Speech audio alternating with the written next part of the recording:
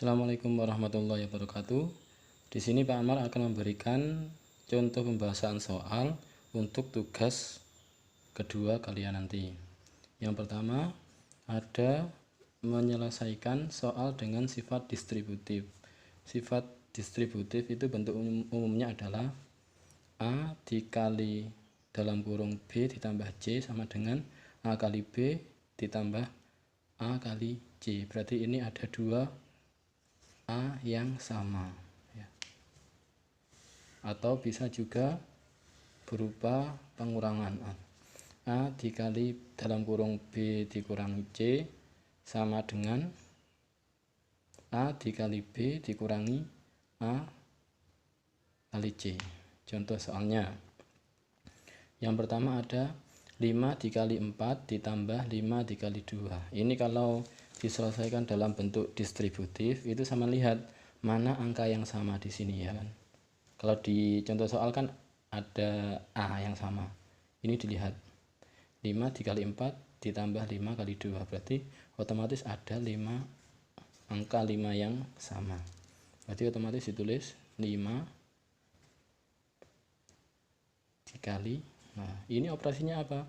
Penjumlahan, berarti dalam kurung sisanya berarti 4 ditambah 2, berarti ini 5 dikali 4 tambah 2 hasilnya 6, berarti hasilnya adalah 5 kali 6 30.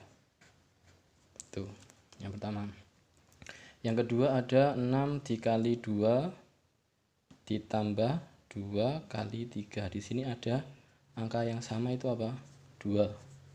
2-nya kan sama 2. Berarti ditulis 2 dikali dalam kurung. Operasinya apa ini? Penjumlahan. Berarti yang belum ditulis ada 6 sama 3. Berarti 6 ditambah 3. Berarti 2 dikali 6 tambah 3 9, berarti hasilnya 18. Ini yang terakhir ada negatif 4 dikali 10 dikurangi 8 dikali negatif 4. Di sini ada negatif 4 yang sama atau ada 2, berarti otomatis ditulis dalam kurung karena negatif berarti negatif 4 dikali. Nah ini operasinya apa? Kalau yang contoh soal 1 dan 2 itu kan penjumlahan. Nah, di sini untuk yang nomor 3 itu soalnya pengurangan, berarti min 4 dikali dalam kurung yang belum berarti 10 dikurangi 8. Ini harus sama ya, negatif. Ini juga negatif atau pengurangan. Ini berarti pengurangan. Terus min 4 dikali dalam kurung 8 dikurangi 10 dikurangi 8 2, berarti sama dengan negatif 8.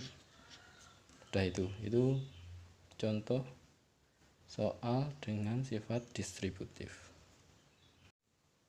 Untuk pembahasan kedua yaitu operasi hitung campuran. Di sini maksud dari operasi hitung campuran artinya dalam satu soal nanti operasinya akan campur atau banyak, ada perkalian, pengurangan, pembagian, dan penjumlahan. Dan nanti harus sesuai dengan aturan. Untuk operasi hitung campuran itu ada aturannya atau ada urutan yang harus dikerjakan.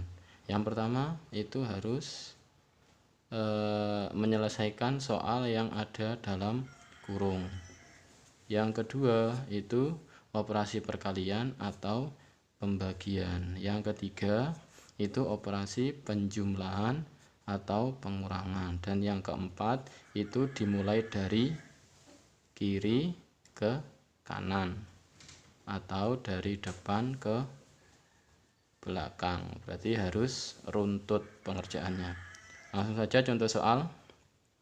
Nomor 1 itu 100 dikali dalam kurung 2 ditambah 5 dibagi dengan 50. Di sini ada operasi perkalian, penjumlahan, dan pembagian.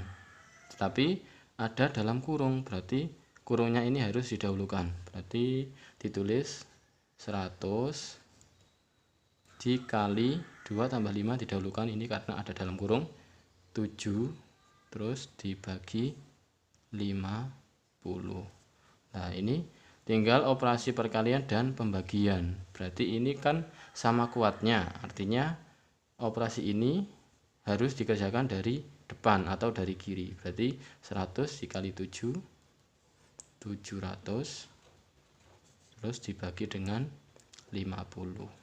700 bagi 50 itu sama dengan 14, berarti ini hasilnya.